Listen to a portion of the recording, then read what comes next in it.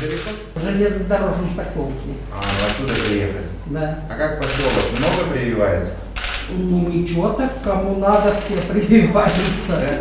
Так люди довольно-таки активны. Ну, в среднем, наверное, минут 30 ждут. Нет, давайте увеличьте еще кабинет. Хорошо. Есть помещение? Есть здесь у них? Увеличьте. Переключите медсестер, перезаключите, и вы будете проходить, в день у вас будет не 80, у вас будет проходить уже 150. У меня вторая вакцина, я работаю преподавателем в государственном учреждении. Домашние все провакцинировались. Внутри поликлиники очень быстро, все организовано, все четко. Первый этап я получила в магазине «Мирас», без очереди. То есть было только мое желание.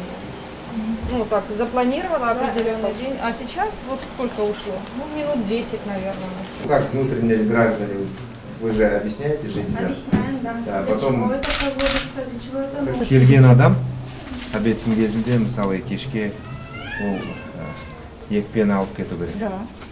Мына жерде обед, кешке оған қарамау керек. Вот если придет вообще человек не прикрепленный к вам, вы примете? Мы вакцинируем, конечно. Принято Маловато. у нас на сегодняшний день 3600 человек. Это из частных организаций, как бы на первом месте у нас люди идут.